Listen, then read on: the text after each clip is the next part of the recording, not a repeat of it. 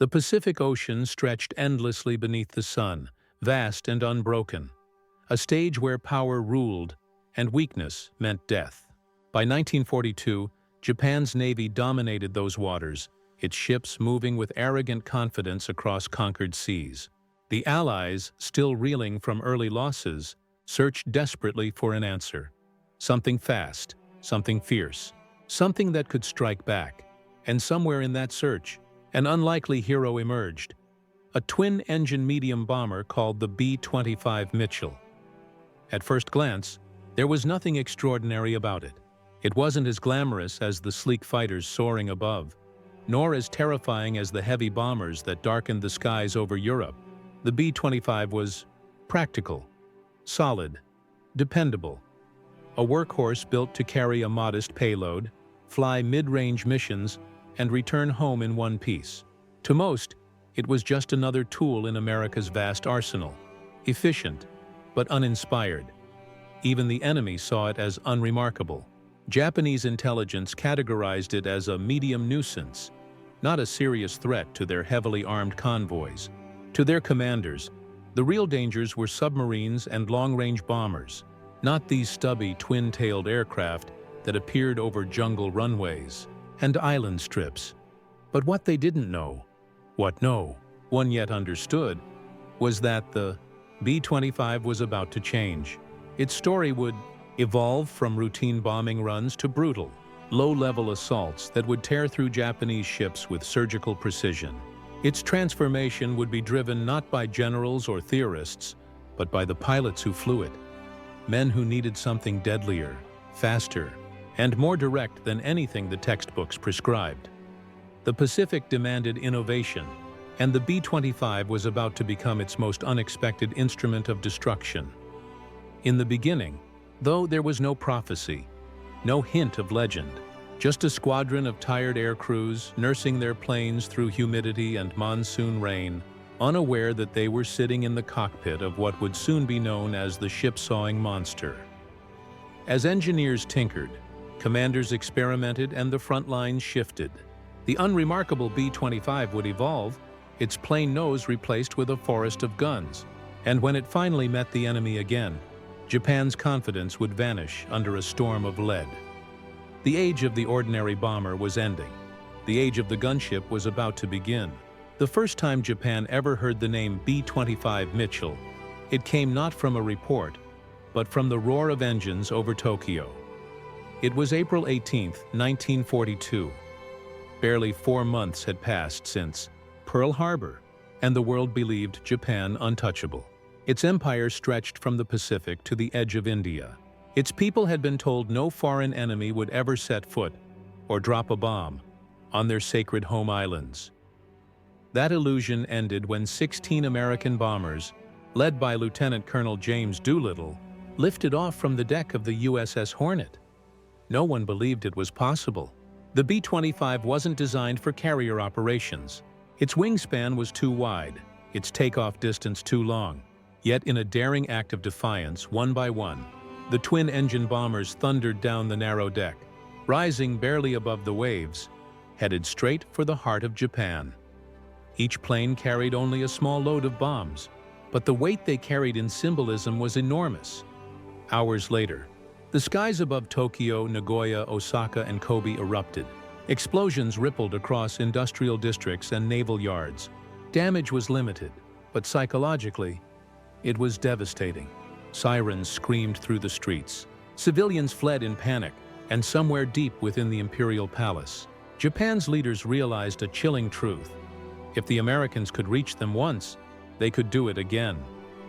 The Doolittle raid achieved what no strategist could. It shattered the myth of Japanese invulnerability. But for the men who flew those bombers, the mission came at a terrible cost. Most aircraft ran out of fuel and crash-landed in China. Some crews were captured, others killed. Yet despite the losses, the raid ignited something within the American military, a new kind of determination. The B-25, once seen as a standard medium bomber, had proven its worth. It had done the impossible, and that success changed everything. Commanders began to see the aircraft in a new light. If a B-25 could take off from a carrier and strike the enemy's capital, what else could it do? Could it be modified, reshaped, repurposed into something more? In the months that followed, engineers and pilots started experimenting. They stripped unnecessary weight, added armor, and tested new armament configurations. Some units began mounting machine guns in the nose. First 2, then 4. Others pushed further, imagining a bomber that didn't just drop bombs, but charged directly into battle. It was a radical idea. Traditional bomber doctrine taught altitude, formation, and distance. But the Pacific theater was different. The jungles, the islands, and the narrow sea lanes favored low-level warfare. Here, altitude meant vulnerability. Down low, among the waves, survival depended on speed and aggression. The Doolittle raid hadn't just been an act of revenge, it was a lesson. It showed what courage and improvisation could achieve. It revealed that air power was not defined by size, but by daring. And within that lesson, the seeds of transformation were planted. From the engineers' drafting boards to the makeshift hangars of the South Pacific, the B-25 began to change.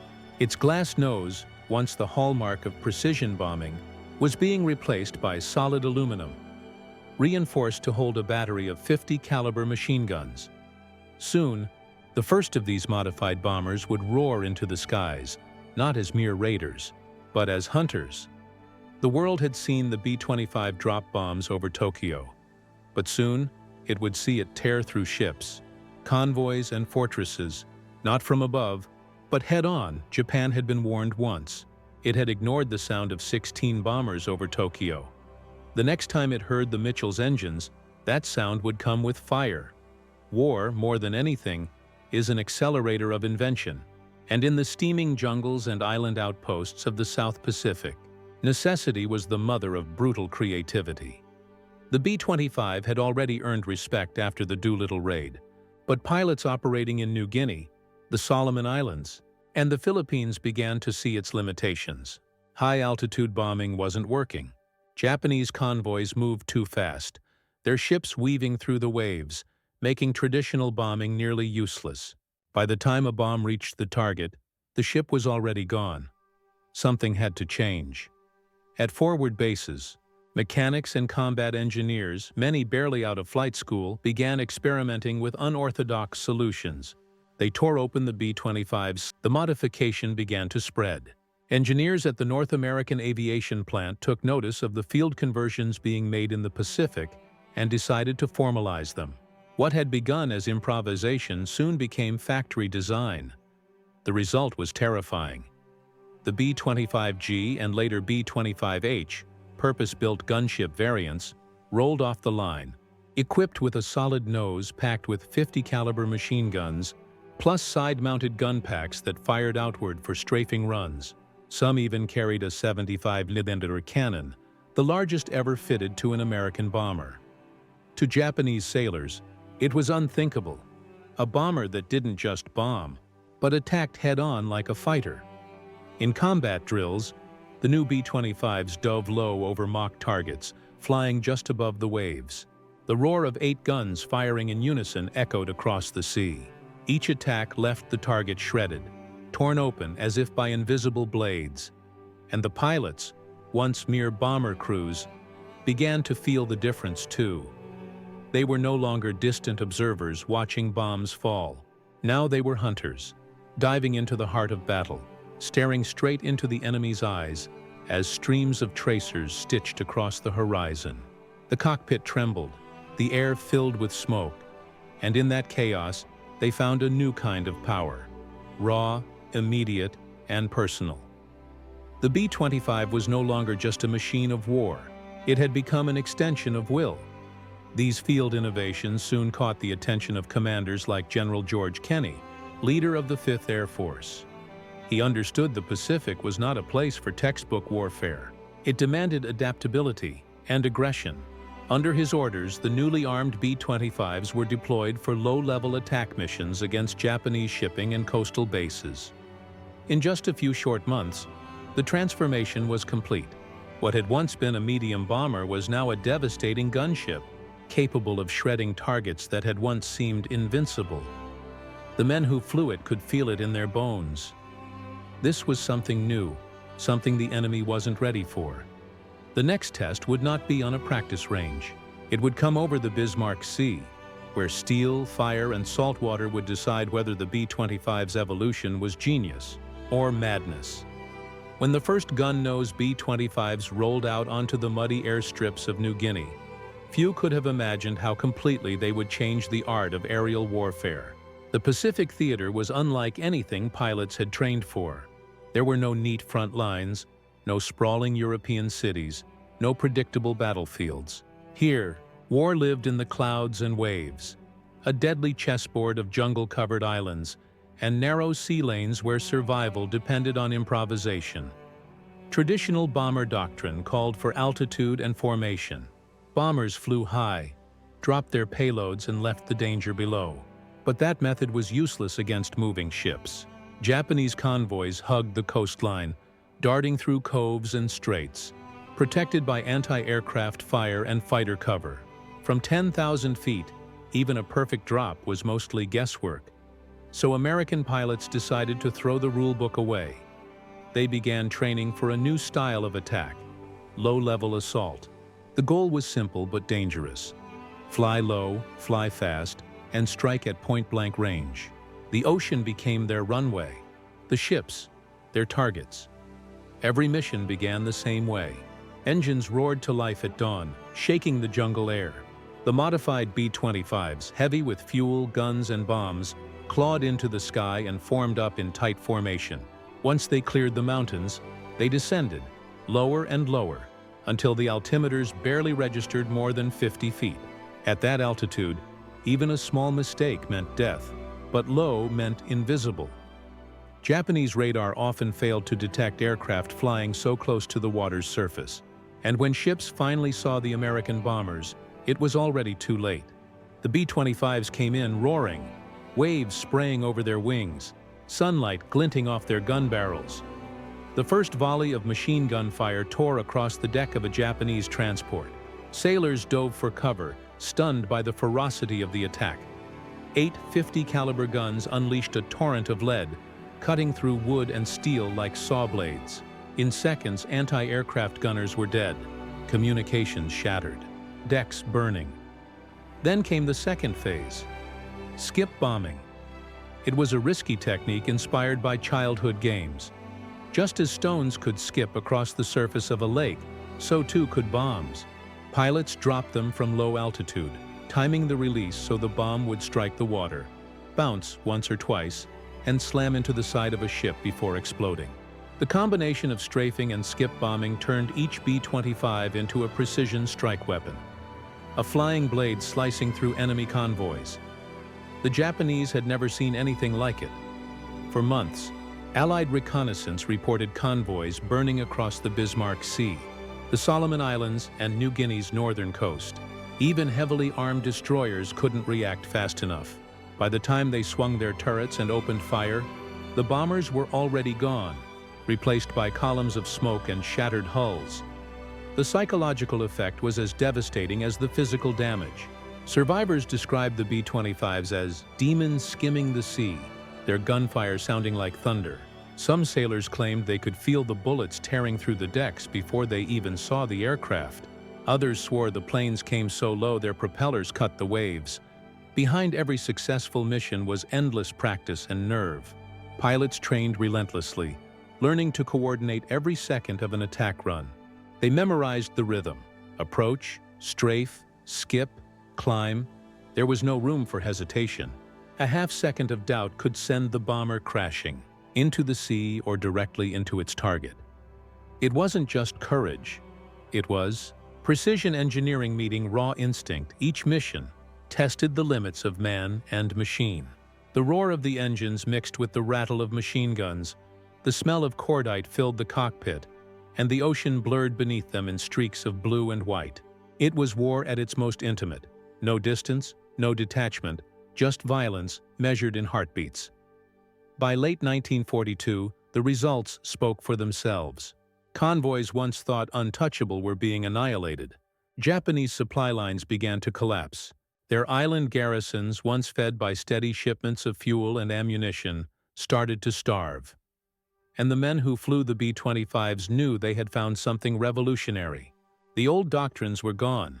This was the new face of air warfare: fast, flexible, unforgiving. As one pilot later said, "We stopped bombing the enemy from above. We started hunting him from below." That shift would soon culminate in one of the most decisive air-sea engagements of the entire Pacific War. A battle that would prove beyond question that the B-25 Mitchell was no longer a bomber. It was a predator, and the hunting grounds were about to open over the Bismarck Sea. By early 1943, the Pacific War had reached a critical stage.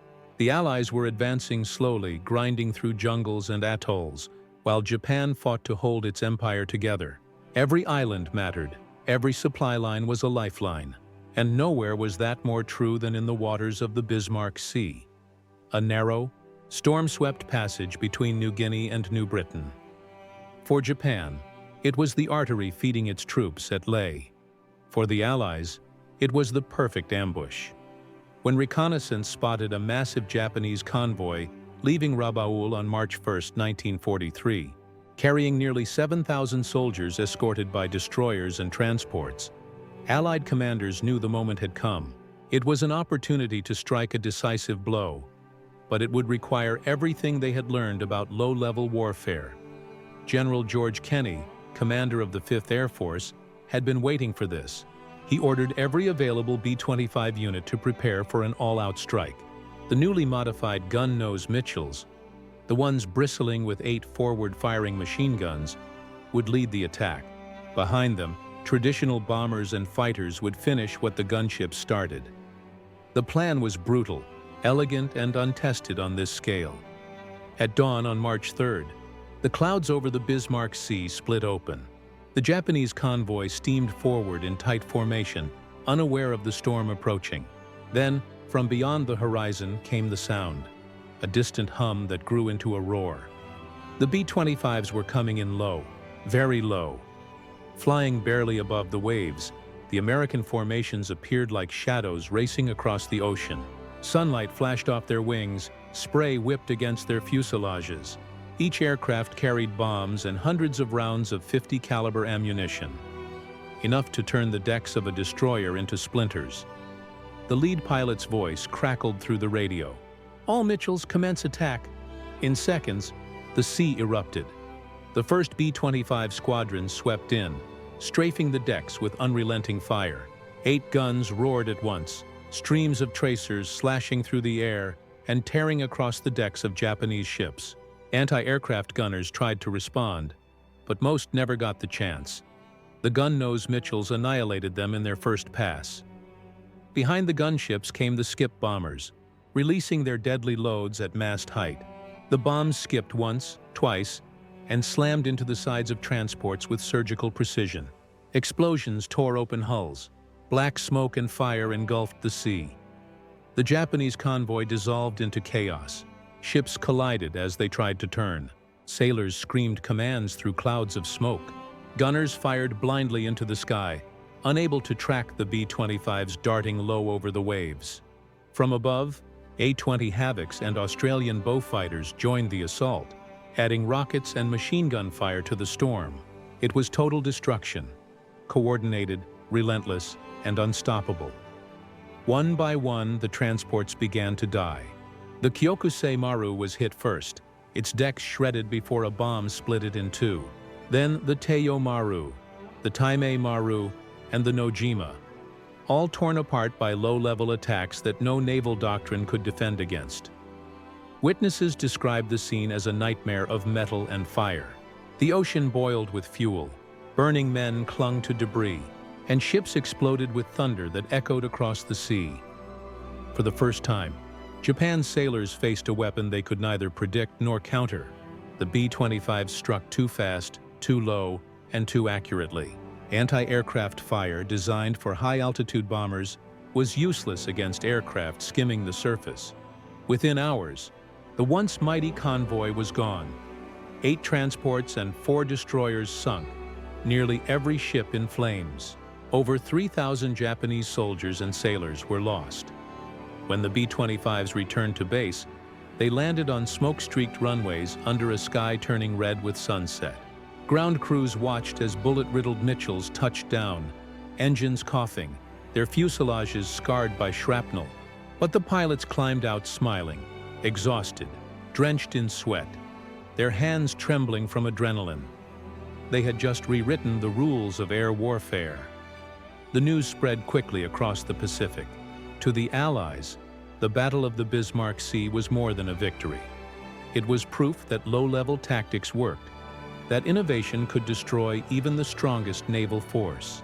To Japan, it was a revelation of horror, that the Americans had built a bomber that could slice through ships like a buzzsaw. Intelligence reports soon reached Tokyo, describing the American sea-level attackers.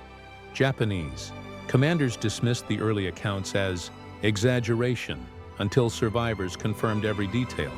The sound of the B-25's engines became a nightmare that haunted sailors long after the battle. What began as a desperate experiment had now become the cornerstone of Allied air power in the Pacific. The B-25's gun-nose design was no longer an idea. It was a doctrine, a weapon of fear and precision. From that day forward, whenever a Japanese convoy moved across the Pacific, the question was no longer if the B-25s would come. It was when. And when they did, they came low, roaring, relentless, and merciless. The Battle of the Bismarck Sea was over. The age of the ship-sawing bomber had begun. The Battle of the Bismarck Sea didn't just end with wreckage floating across the waves. It ended with something far more powerful, a shift in fear. Before that March morning in 1943, the Japanese Navy still believed its ships ruled the Pacific. The Zero fighters were feared in the sky, and Japanese destroyers still hunted Allied convoys with confidence. But the Bismarck Sea changed everything. For the first time, Japan's sailors had seen bombers swoop in lower than any they'd imagined possible, not dropping bombs from the heavens, but racing toward them like predators at sea level, their noses flashing with gunfire. Survivors spoke of the sound first, a deep ripping thunder that came from nowhere, growing louder until it was too late. Then came the tracers, red lines across the sea, slicing through men, metal, and decks. The ships didn't explode at once. They were sawn apart, shredded in seconds by 8 synchronized guns firing hundreds of rounds per minute. It was warfare stripped of elegance, raw, mechanical brutality. Word spread quickly through the Imperial Navy. The Americans had developed a new kind of bomber, one that attacked head-on, so low that anti-aircraft guns couldn't even track it. Sailors began whispering names for it: the Sea Reaper, the Thunder Shark, the Devil's Mitchell. The legend grew faster than the official reports. Convoy commanders started demanding heavier escorts, more fighters, more anti-aircraft guns. But it didn't matter. The B-25s adapted again and again. Faster, deadlier, more fearless. The evolution of a monster after Bismarck. General George Kenney and his engineers took everything they'd learned and pushed the concept even further. The B-25H rolled off production lines, a machine that looked like something out of a nightmare. Its nose was solid metal, packed with 8 50 caliber guns, 2 more on each side, and a 75mm cannon capable of firing armor-piercing shells through ship hulls. The cannon had originally been designed for tanks, but the Mitchell carried it effortlessly. Pilots joked that it made the plane kick like a mule, but none doubted its effect. When fired at low altitude, the impact could tear through an entire deck or destroy a bridge in a single shot. To fly one of these machines required more than training. It demanded nerve. Pilots had to approach targets almost at wave height, fire at point-blank range, and pull up just seconds before slamming into the sea. Many didn't make it back, but those who did carried the pride of flying the most feared aircraft in the Pacific. Crews often decorated their planes with names that matched their new identity: Tokyo Sleeper, Gunfire Express, Hell Below. The aircraft were loud, heavy, and nearly uncontrollable during firing runs, yet the men who mastered them became legends. The psychological war by mid-1943 The B-25s had become a psychological weapon as much as a physical one. Japanese radio intercepts revealed panicked transmissions during convoy operations, reports of American low-flyers and gun bombers appearing from the clouds without warning. Pilots and sailors began to dread cloudy days, when the horizon blurred and the sound of approaching engines could come from anywhere. Even rumors of B-25 squadrons nearby caused ships to alter course or delay operations. The Japanese Navy's doctrine, once built on precision and discipline, began to fracture under pressure. Convoys moved only at night. Daylight movement became suicide. Air superiority, once a point of pride, was now a question of survival. One survivor from a transport sunk in 1943 later told interrogators, "We used to fear the bomb. Now we fear the guns." The B-25's legend spread beyond the Pacific. Allied newspapers called it the ship killer, while propaganda films celebrated it as proof of American ingenuity and courage. But the truth behind the glory was darker.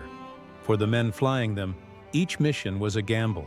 Low-level attacks meant flying straight into the jaws of anti-aircraft fire, where even a single lucky hit could bring them down. Many aircraft returned home riddled with holes, engines smoking, gunners wounded. The Pacific skies were littered with the wrecks of brave crews who never made it back. Tactics redefined as success grew, so did refinement. The 5th Air Force developed specialized tactics known as commerce destruction runs. B-25 formations would attack in waves. First the gun-nose Mitchells to suppress defenses, then skip bombers to finish off crippled ships. The precision was terrifying. In just a few months, Allied aircraft sank or damaged dozens of Japanese transports and destroyers across New Guinea, the Bismarck Archipelago, and the Solomon Sea. Japan's supply routes began to collapse. The Imperial Navy could no longer reinforce its garrisons effectively. Troops were stranded, starved, or cut off entirely. The balance of power in the Pacific was shifting, not just because of numbers, but because of innovation. The B-25 had proven that technology combined with daring could overcome even the most disciplined enemy, a weapon of willpower. To the men who flew it, the B-25 was more than steel and fire. It was a statement of resolve. It represented a shift in American air power, from high-altitude bombing to direct, fearless engagement. It was the embodiment of a new philosophy. Don't wait for the enemy to come to you. Take the fight to them. General Kenny himself called the gun-nose Mitchell a pilot's airplane, a man's airplane. It demanded aggression, instinct, and precision all at once. And perhaps that was its greatest weapon, the human spirit behind the machine. For every Japanese convoy that burned, for every ship that split in two, there was a crew of young men who had faced death head-on and lived to tell the tale. By late 1943, Japan's naval command had no illusions left. The B-25 was no longer a tactical problem. It was a symbol of Allied dominance. Convoys that once sailed proudly under the rising sun now moved in terror of the black silhouette racing just above the waves. The fear had a new sound.